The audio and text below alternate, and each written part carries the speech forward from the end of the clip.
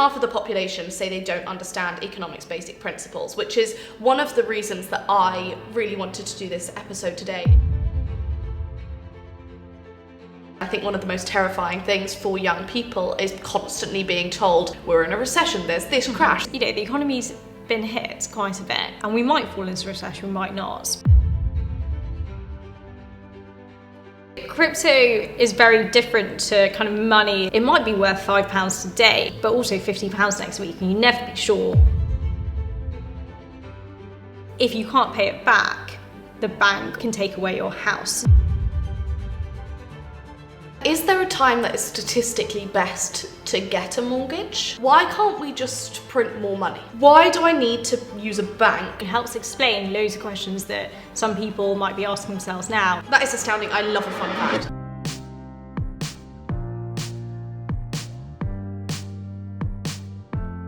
Thank you so much for joining me. Thank you for having me. I'm very excited to have you today. I feel like this is going to be like a private tuition session for me. Like, how can Grace understand the news better? That sounds lovely. Yeah, well, let's try. I want to go back a bit to give people some context on your career. How did you get into economics? And how did you get your job at the Bank of England? So I started studying economics at A-level, just as the financial crisis was coming about. I actually think one of my first lessons was during the time where Lehman Brothers went bust. Really? Yeah, and all over obviously I didn't know what Lehman Brothers was, or had really heard of it, but all over the news there were kind of images of bankers with their heads in their hands clearing out their desks, and then slowly I realised that people around me, like my, friends of my family or my friends' parents were starting to lose their jobs. Yeah. And some of my favourite shops even started closing down, so like Woolworths and HMV, which were high street kind of icons at the time. And I didn't really know why. And by studying economics at school really gave me like a framework to really understand what was happening. And I was interested in kind of learning a bit more about it. And so I started studying it at university. And while I was at university, I kind of knew I wanted to go into economic policy, largely to kind of help the efforts of recovery in the UK after the financial crisis. And so I applied for a job at the Bank of England through its graduate scheme. Went through the interview process, surprisingly got through, and I've been there for nearly 10 years now. Oh, amazing. So it was the first place you went after university, and you're still there now. Do you like working there? I mean, I guess there's one answer to that. No, I love working there. It's a great organisation. It's always interesting. I've been able to work on kind of biggest challenges of the day. I worked on Brexit, I worked on COVID. I've looked at the impacts of like the Ukrainian war. And right now I advise kind of one of the governors on his policy decisions, which is really interesting. Yeah, I can imagine that's really interesting. And in terms of the, this is potentially a stupid question for me, but in terms of governors coming in, because things like the cabinet and things like, like who's in government changes so fast, a lot of the time you're like looking at someone, you were like, you were on transport yesterday, how are you on housing today? Like, how do you know both of those things? It's obviously, I guess, the advisors around that make sure they can make the right decisions. Is there like a lot of change in terms of like who you're advising at each time? No, so unlike the government, the Bank of England actually have a steady set of governors where they have set terms, and they're unelected as well, but they're appointed by the Prime Minister and I guess now the King, and they're usually experts. So all the governors are kind of economists who've worked in the field for many years, and it's quite nice to have a kind of steady set of leaders. A bit of a change from government then. I remember when I started economics at A-level, and I remember it was the first subject that I found so incredibly interesting because it related actually to like what I was reading in the news, or like actually just like seeing around me, listening to the radio, whatever it might be. And I feel like it's such a shame that, no offense, it's generally seen as something that's like more dry or, like specifically academic, because actually it's one of the most, you might not be interested in like the ins and outs of policy or the theory behind it, but actually in terms of looking at like whether it's on a micro or macro level, like looking at how it genuinely affects like how we act from day to day, or how we're consuming, or our standard of living, or all of these things. I think it's like one of the most interesting subjects out there. That's a personal like vote of confidence from me, which I'm sure matters a lot to all the economists out there. more than half of the population say they don't understand economics basic principles, which is one of the reasons that I really wanted to do this episode today, in terms of just making a little bit of a dummy's guide, a little bit of a broken down, accessible approach to something that people might not know about, especially if they didn't get any background on it at school, which I know a lot of people didn't.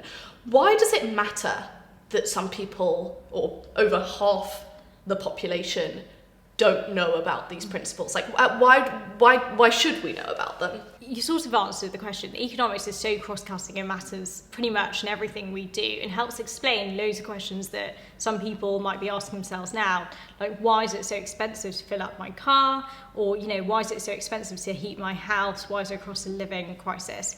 And it's important that we understand, because the people kind of making the decisions about your life, so, how much tax you might pay next year, or how much your mortgage might cost, or how much it will cost you to borrow money, is made by economists at the end of the day. And so by getting more engaged in the topic and the subject, and understanding how those decisions are being made, you can kind of help navigate your life a bit better. And I guess there is that element of, like, when it comes to election time, I know, especially with general elections, which I know more people get involved in than what might be, more local elections, etc.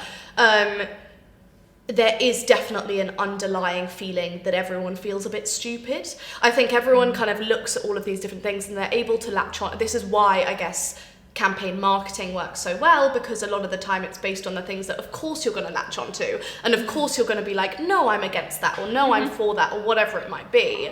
Whereas actually, like, the basis of a party's economic policy is probably going to be one of the things that's going to affect you most on the day-to-day.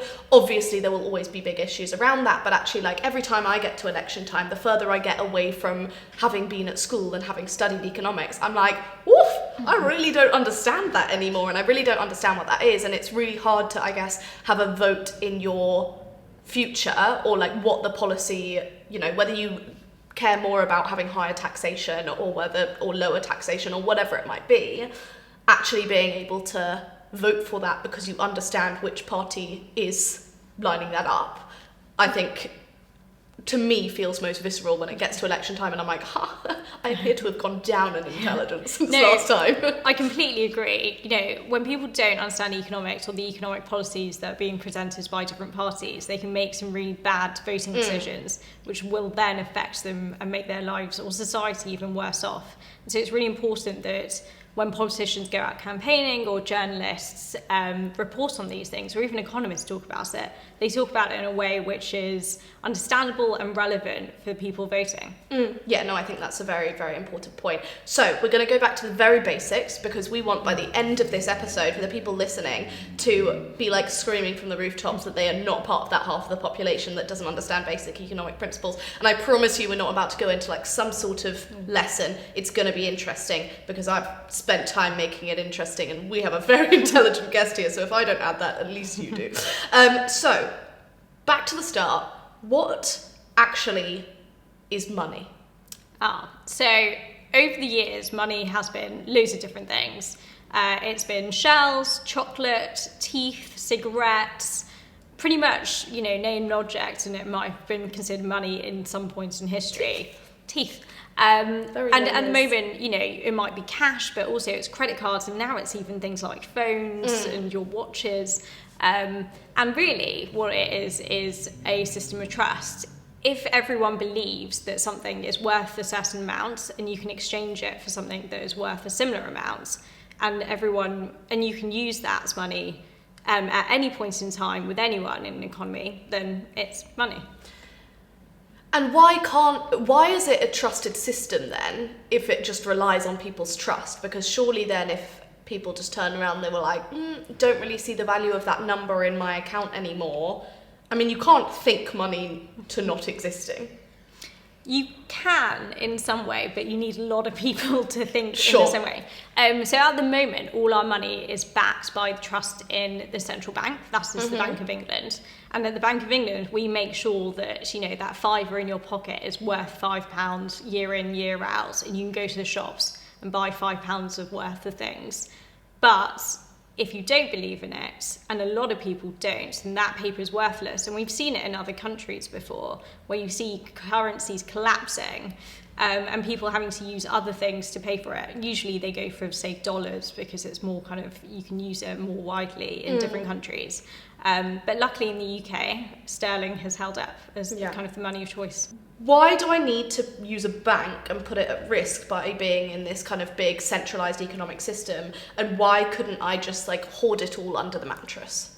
So you could hoard it under the mattress, and I'm sure some people do. But, you know, for very obvious reasons, you wouldn't want to leave all your life savings at home because you could, you know, it could get stolen, your house could go up in flames. It's just a lot safer to keep in a bank.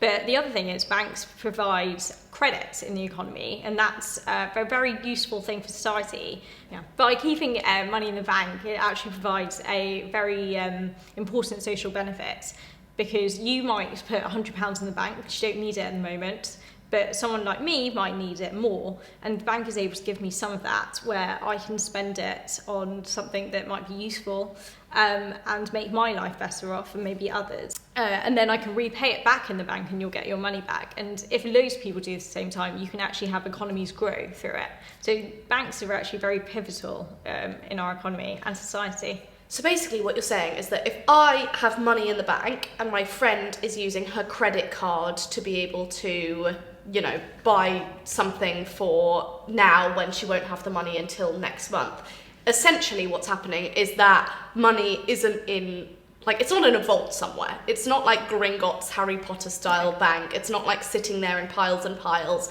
It doesn't actually really exist. Or it all exists in the big bank's little pot of money that they give to me when I want it back. Is that right? Yes, so money is no longer backed by anything. It used to be backed by gold. So you used to actually be able to go up to the Bank of England and say, I want, you know, £10, whatever, and it'd be backed by gold, when you can exchange it for gold. But now it's backed by trust. And the trust is that when you go to the bank and you want £100 out, the bank will be able to give it to you, and they have enough in there to give you the £100. But what they don't have is if everyone at the same time went back and asked for their money back. And when that happens, things can go really badly wrong. And we saw that actually during the financial crisis. It happened to Northern Rock. You might recall some of the long queues that are forming outside of the bank, which is what economists would call bank runs. So what stops a bank just losing all of its money then? Because obviously when you have money in a bank account, you're protected up to, I think it's 85,000 in the UK.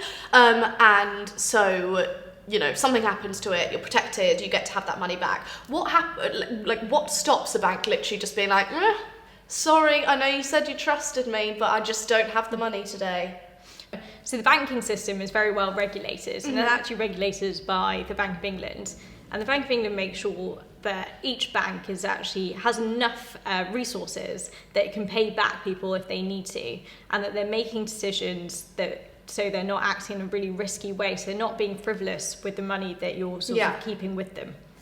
And so I want to go in briefly now just to talk about crypto, because I know that crypto is deregulated, which is obviously what a lot of people kind of draws a lot of people to it. There's no centralization, so it's, you know, it's completely, it's away from this kind of central bank. It's deregulated, which sounds and is kind of sold as something that's like very freeing, but surely that also means that deregulation is also like quite risky, because there's not regulation to be able to make sure that they can't just say like, actually, I'm afraid you don't get this money back, even though you know it says you own it. Yeah, so crypto is very different to kind of money in the same way that economists would think about it.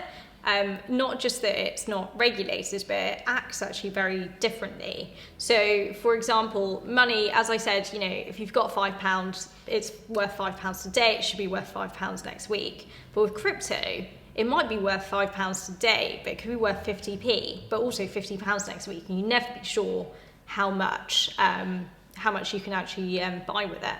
And similarly, you know, loads of things aren't priced in kind of crypto money. You can't go to the shops and kind of buy things just using your crypto money. And because it's deregulated and it kind of goes up and down in price so much, you can lose a lot of money quite quickly. and no one will kind of pay you back. You're not protected, as you said, up to £85,000 or anything like that. Yeah, so we'll come back to that later because I actually want to talk a little bit about like whether people should be getting into crypto, whether people should be getting out of it, like what the Bank of England's doing about it, all of those types of things.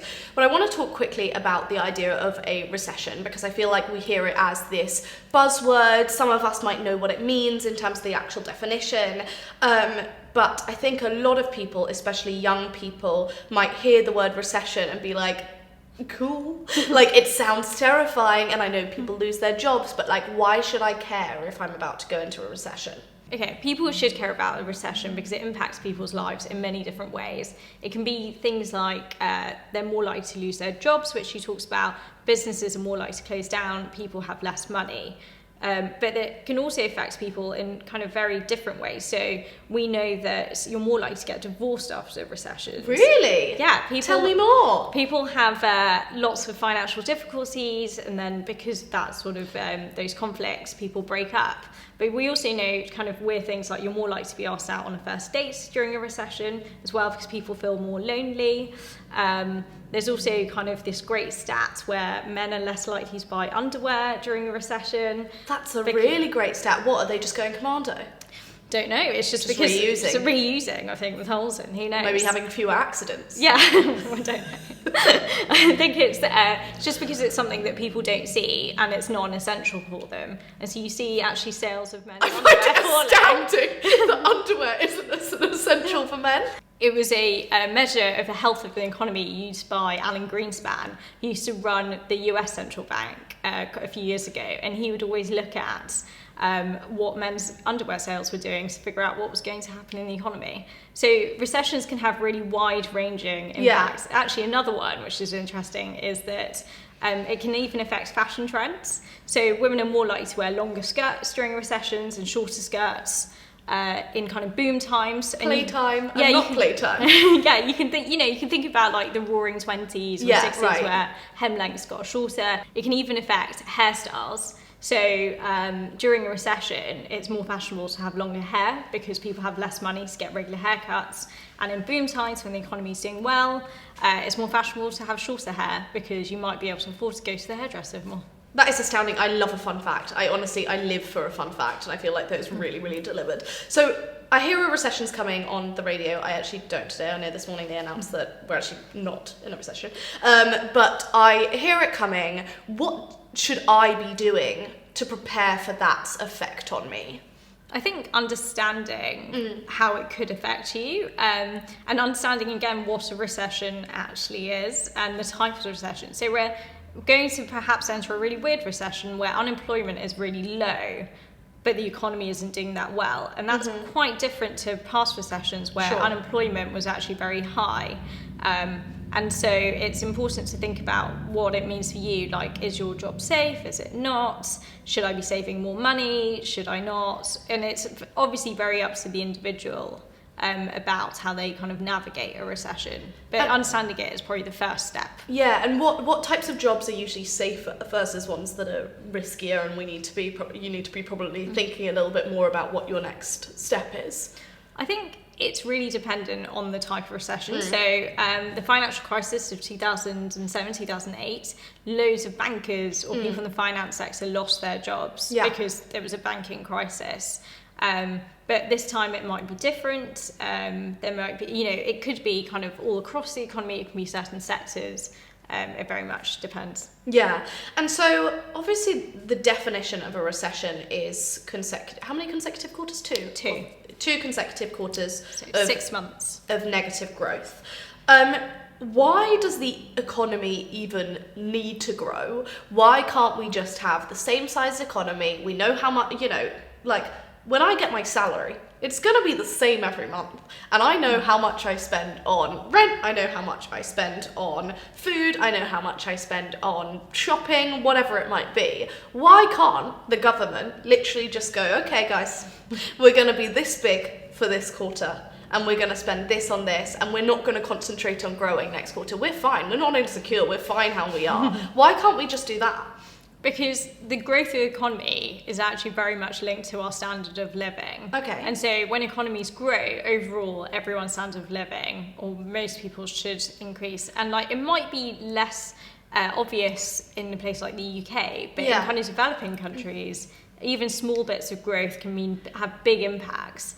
And over time, if you kind of kept an economy at the same size, things wear away. So you've got to think about, you might have the same salary, but as you kind of grow older, your needs might change. You might actually want to earn a bit more to facilitate the lifestyle that you want. Why can't we just print more money? Well, we can, but we really shouldn't. Mm-hmm. So by giving everyone a bit more money, you might think you might be able to buy more stuff. So if I just gave you, doubled the amount of money in your account, but I did it for everyone, it would actually cause inflation, which is really bad because you've got too much money chasing too fewer goods. And that increases actually the price of them, so much so that actually you're not better off, you might even be worse off. And we've seen where this has gone really wrong for some countries. So I don't know, you might have seen images of countries like Zimbabwe where people are buying like loaves of bread using wheelbarrows of money, and perhaps it still might not be enough. So if we print too much money, we get too much inflation. So obviously we can't just print more money all the time or just blanket give everyone like an injection of money. I mean, interestingly, I know they did that in terms of like the stimulus checks in the US in COVID times. Do those types of things cause inflation? Yes, but sometimes inflation might be needed. Okay. And actually, we did something similar here in the UK. Yeah. We've actually done it quite a few times. The Bank of England have actually printed money, and they did it actually during the COVID crisis as well in 2020, when the Bank of England thought that the economy actually needed stimulating, and people did need to spend more because even though high inflation is really bad, actually having something called deflation, where prices are falling, can be just as bad. Okay. Which is quite surprising. But, if you think about if you're wanting to buy, I don't know, a new pair of jeans or something, and the next day they're going to go on sale, and so they're going to be cheaper, you're going to put off buying that pair of jeans. Right. But then if you know next week it's going to be even cheaper, and the week after that, you're just never going to buy that pair of jeans. And if that happens across the whole economy, no one spends any money, and actually the economy gets smaller and smaller, and that could be even worse than sometimes having too much inflation. Yeah, no, that completely makes sense. I'd never thought about it in the other way. And I want to talk about the cost of living crisis, because I think that obviously it's something that's hugely affecting a lot of people at the moment, and I think potentially as well one of the first times that people who potentially have come out of university in the past few years, and students historically I guess aren't as affected by things like recessions because their kind of state of being doesn't change that much in that time. But I think with the cost of living crisis, there's been such a shift to how much things cost, whether people are paying for their bills, whether people are buying their food from week to week. I'd first like to talk about how does something like the cost of living crisis even happen? Because I know that, we talk about the recession, we talk about the financial crisis, we talk about in the 1980s, what happened there, we talk about all of these different ones. How come these things, I guess, keep happening and we don't just learn from them? How do they come about? So every crisis is very different, and they have very different ways of coming about, and their impacts are also very different. The one that we're experiencing now, she says, cost of living crisis, and all because of inflation. Inflation being a bit too high. So inflation is the rate at which prices go up in the economy. And usually we'd want them to go up about 2%. But at the moment, inflation's over 10%, which is very high. It actually means that your £10 note is actually only worth about £9, which isn't very good. Yeah, no, not nice. It's not nice. And inflation can be caused by quite a few things, but two kind of main things. One is when there's too many people wanting too few goods, because if there's just, one thing and 10 people want it, then you can put the price of that thing up, and that means that it's more expensive. Or it's when the cost of making things go up. And that's what's happening now. And it's largely because of the war in Ukraine. So we know that the price of energy has increased quite a lot because Russia actually produces quite a lot of the world's gas. And it's made it incredibly expensive to make things because a lot of things just need a lot of energy to make. And so that's why the cost of a lot of things have gone up. The other thing is Ukraine actually produces a lot of food, particularly wheat, so things like bread and pasta, which are staples for a lot of people, have gone up in price. And that means that, people are struggling with their food bills and with their energy bills, which are essentials. And we also know that people in kind of lower income backgrounds spend a larger proportion of their income on the essentials like energy and food. So it really hits actually people on the lower end of the income spectrum a lot more than others in society. When you're listening to people, I guess, going back and forth on what policy they might implement to fix it, so what they might do to bring the cost of living down, to bring the cost of gas down, food down, whatever it might be, or bring people's, their propensity to purchase up, whatever it might be, why are there debated multiple solutions to something rather than just we pull this lever, we're like, this is too high, we pull this lever to make it low, all of that type of thing. It feels, I think from the outside looking in at policy, it seems like how are all of these experts literally saying completely different things to what might fix it? I think because a lot of policies have unintended consequences. Okay. So, not every policy just has benefits, it will also have costs on people. So one of, the way that the Bank of England and most economies will deal with inflation is by changing interest rates. So the Bank of England have increased interest rates to tackle inflation. But by increasing interest rates, it actually makes it more expensive, for example, to pay off your loan or your mortgage, and it makes it more expensive to borrow money in general. Yeah, so that makes a lot of sense, and I feel like what makes something like the cost of living crisis so difficult to understand is it almost feels like everyone's been around long enough, and there are enough experts to know what would fix something and what wouldn't fix something. I guess it's obviously there's so many, as you say, unintended, I guess, side effects, to doing one thing and not the other. But it, from an outside perspective to something like politics or looking at policy, it's very, I guess it's constantly feels like the crises over and over and over. And so it's kind of how do we not have that happen rather than constantly get into them and then try and get out of them, which I guess is kind of the way the economy works. Yeah, and so I think we've been very unfortunate over the last few years where we've been hit by a series of shocks. So, starting with COVID, then the war, and now we've got the cost of living crisis because of it. And so it's kind of really hard. And, recessions come and go. Actually, the average person will live through around 8 crises over their lifetime, which is twice as many times as, the average person will move home. And so it's something we do need to get used to. Unfortunately, they're unavoidable in some sense. Yeah, is there an element of that then where it's kind of if we all just reacted a little bit less to each, because I know obviously what often drives us into recession is people thinking there's a recession and therefore no one spends and all of these types of things. Is there an element of kind of just being everyone just stay still, just keep going? I guess it's classic psychology. You don't want to be the one who loses out if you're not the one who, I guess, saves your money or pulls it out or something. I guess I shouldn't be an economist. I want to talk about crypto for a second, because I know that, it's been a huge thing on social media. It's had a big blow up and it's had a huge fall, and some people are still saying kind of to go towards it. I'd love for you to give me, I guess, an economist's perspective on crypto. First of all, from the what really is it to the whether we should be engaging with it, no matter what someone might say online. Okay, in terms of, what is crypto? A lot of people think of it as money, and a lot of people think they can use it in the same way that you use your credit card in the moment, but that's not true at all, because we know that the price of crypto goes up and down quite a lot. Kind of day to day, hour by hour, minute, I don't know how often, while, the money in your pocket keeps the same value day in, day out. Right.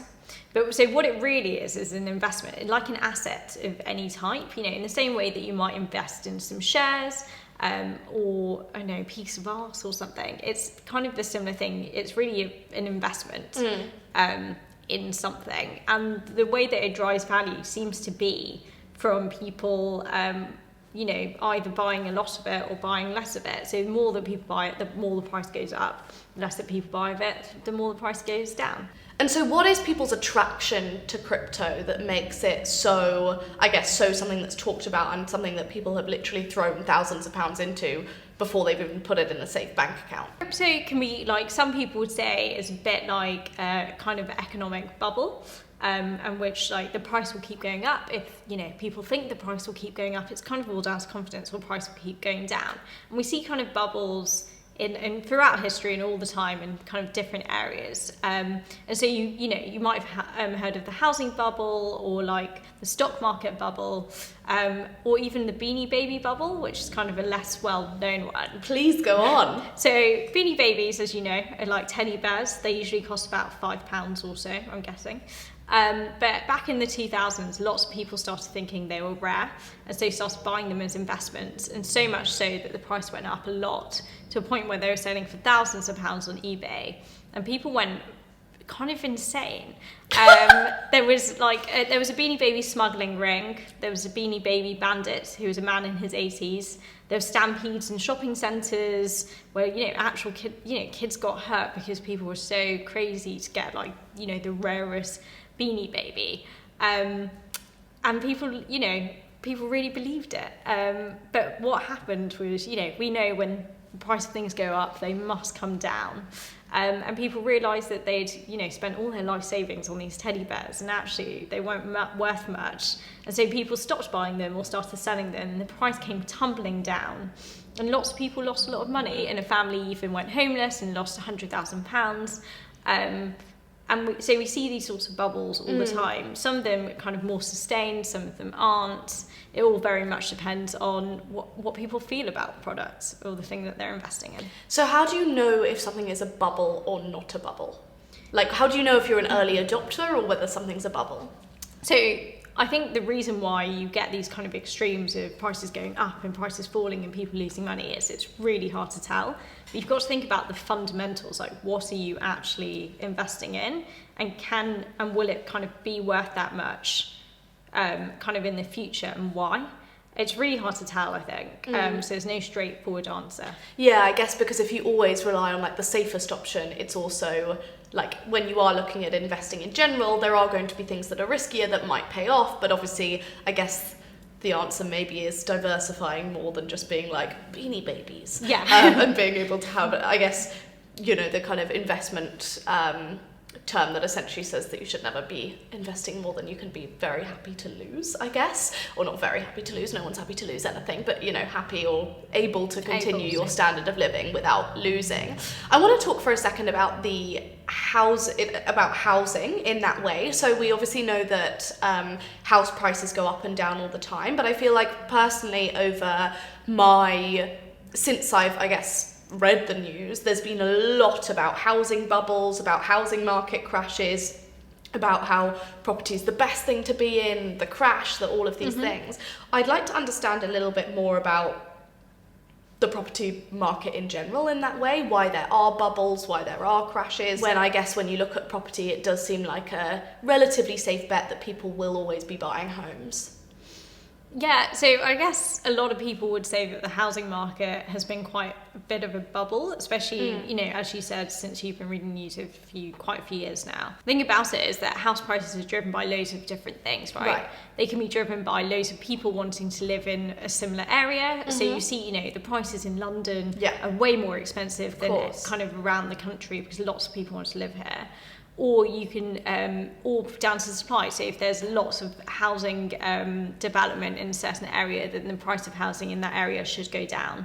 But it can be also down to, really small things small things, they're actually very important. Things like if you're buying a house near a train station or a tube station, it's going to cost you a lot more. So there's loads of different factors that affect house prices.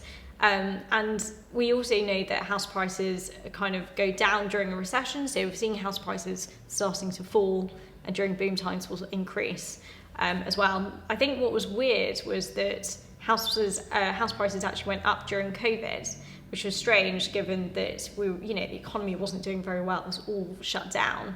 And there are very different factors to play. And I think it's just because lots of people wanted bigger houses in different areas that they were living in now, which caused, house prices to increase in certain areas where you wouldn't really think they would before. So we've covered a lot of the general topics of kind of, basics of what's this and that. I guess for people who are getting to the stage in their life where they want to understand more about the economy, and it's not necessarily something we're kind of constantly immersed in. I feel like sometimes when I turn on the radio, I'm like, I've clearly missed something. Like, I clearly don't, understand this well, and it feels really overwhelming to feel the need to, I guess, go into a deep dive article or whatever it might be.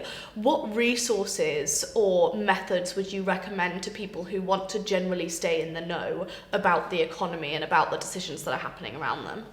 So I think we're quite lucky that there's loads of resources out there. Like when I was at school, it was just textbooks mainly and boring news things. But yeah, we're really lucky that there's loads of kind of different podcasts available. There's loads of pop econ books, including the book that me and my co-author Jack Meaning wrote called Can't We Just Print More Money? That provides kind of a basic level of economics, explains things in a more accessible way and how it's relevant to people's lives. Yeah. I think also what's really a good way of learning is just asking questions, asking people around you, and then you can kind of work it out between you, because actually economics is very intuitive. It's just been hidden behind loads of jargon and loads of math equations, but it's actually not that. It's really just how you kind of interact with each other and how you live your life. And so you'd actually find as soon as you kind of start digging into things, it's actually really simple. Yeah, for sure. I'm really interested in terms of, I love the concept behind your book, and I think that I love anything kind of pop economics that very much just makes it makes it a little bit more accessible and makes it a little bit more like, this is how it affects your life. You might think it generally affects your life in kind of all of these different very boring ways, but actually day to day, this is what it affects. What did people react strongest to with your book, whether it was like a fun fact, whether it was a topic? So I think what surprised people about it was that you can make economics like witty and fun, and also kind of find economics in day-to-day things. So in the book we explain how you can get a pay rise through The Simpsons, or how you can understand climate change by queuing up for a plate of chips, or even things like how Beanie Babies can explain how recessions come about.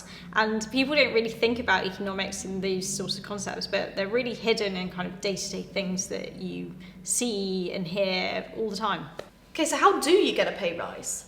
So in the book, we actually talk about it through The Simpsons. And there's an episode, I don't know if you remember, it's quite an old one, where the whole of the power plant, so Homer Simpson and his friends, all go on strike because Mr. Burns, being Mr. Burns, takes away dental health care. Right. But it ends up in Mr. Burns hiring loads of robots. And actually it also goes really badly wrong because they end up switching off all the electricity in Springfield.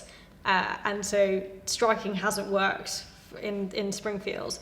But in the book, what we do talk about, which is a better way of getting a pay rise, is actually through investing in yourself. So we know by kind of educating yourself more and making sure that the kind of skills that you bring are valued more, you can get a pay rise. Because ultimately, your salary is determined by how much worth you have to your employer. So that can be in really different ways. And so in the book, actually, we talk about e-gamers who are, like 15, 16 years old, who are millionaires just by playing video games at home. And a lot of people sit there at home thinking, God, why aren't I making millions of pounds just playing video games? And it's because, it's really highly valued by their employer, because by employing these really kind of teenagers who are very good at playing games, they can earn a lot of money through sponsorship deals. And so even though like these 16-year-olds are earning millions of pounds, the companies are earning even more money, and they're just getting a small chunk of it. Because through sponsorship and by selling tickets to watch them play, they're earning loads of money. And you can do the same, not just by playing video games, but if you get the relevant skills that are useful for your employee to make money, you get a chunk of that. Yeah, I guess, and also with like the smaller the organisation probably as well, the more they're thinking about for each employee how they are getting that return. on investment. So actually looking at kind of what costs are they replacing from elsewhere, whether that might be agency, whether that might be just not having that income or whatever, in terms of like directly boosting the revenue of the company. So I guess the more you can show that pretty explicitly, the tie between what you're doing and the company's revenue increasing, then I can imagine that has a huge impact on getting a pay rise. Yes. Okay, so I'm going to go right back to basics here, and I just want to know, what on earth is a mortgage? A mortgage is just a loan to buy a house, in the same way that, you know, you can get a loan to buy a car or some clothes. Now, the only difference with a mortgage and another loan is what we would call a secured loan. And it's secured because if you can't pay it back, the bank or whoever's lending you that money can take away your house. Right. And so it's really a kind of safety net for the bank, that if you can't pay back that loan, they've got something else to hold on to. If you're buying some clothes off the internet and you've done it through Klarna, you don't need to put, I don't know, 10% deposit down. Right. You're just given that money, right, to cover the cost of it. But for a house, you still have to provide quite a lump sum amount. So I think it's, 15, 20%, not sure what it is, before. And so it's a bit different to other loans, but they're big loans, but also the bank does kind of own your house pretty much until you've paid it all off. And obviously Klarna's a specific company, but on that type of loan where you're not secured against it, why do companies ever do an unsecured loan? They can earn a lot of money from it. Right. So you might have noticed they charge you some interest, and that interest is enough for whoever's lending you that money to think that it's, worth it to give you that money. I don't know how high the rates are, but they're high enough for you to be able to hopefully pay it back and for them to make enough money from it. And is there a time that is statistically best to get a mortgage? It depends on the individual, right? So to get a mortgage, you have to put down a payment, a deposit, so you'd have to save up for it. And also mortgages go up and down depending on the interest rates in the economy. Right. So when interest rates are high, it's more expensive to buy a house, and when they're low, it's cheaper. And so it kind of depends on the individual and, depending on what they can afford. So I want to talk briefly about interest rates, because we hear the word pop up left, right and centre. Bank of England obviously plays a huge part. What are interest rates and how do they affect us? I like to think of interest rates as the cost of money. So when interest rates go up, it costs you more to borrow money, and when interest rates go down, it costs you less to borrow money. But also, when interest rates are high, you get more return on your savings as well. And these can provide kind of signals on what you should do or kind of influence your decisions. So when interest rates are high, you're less likely to spend money because it's actually more expensive for you to borrow it. So for example, we talked about mortgages earlier. Your mortgage gets more expensive. If you're thinking about buying a house, you might not do it. If you already have a mortgage, you might go, oh, my mortgage has gone up. I should, save some money or spend less on going on a holiday or something. And so you spend less money. But when interest rates are low, it's actually cheaper for you to borrow money. So you might go, buy more clothes because it's cheaper, or buy a car because it's cheaper to borrow it, and spend more money. And could you talk a little bit about how the government then uses, or the Bank of England then uses interest rates to actually change people's spending habits? So the Bank of England sets interest rates. They get to decide how high or how low interest rates are, but they do this in a very narrow way. So the Bank of England use interest rates to influence inflation, and inflation is the rate at which prices go up in an economy. So by increasing interest rates, as they have done lately, they're trying to bring inflation down. And by putting up interest rates, as I said, it gets more expensive to borrow and to spend, and so people will spend less. And by doing that, the price of things shouldn't increase as quickly because there are fewer people wanting those things, and that should bring inflation down. And they do the opposite. They drop interest rates when you want to stimulate the economy and you actually want inflation to be higher or the prices to increase a bit quicker. And because it's cheaper to borrow, people spend a bit more and the price of those things go up. So we obviously hear about the stock market a lot. We hear about the FTSE 100, FTSE 250, NASDAQ, all of this. What is the stock market?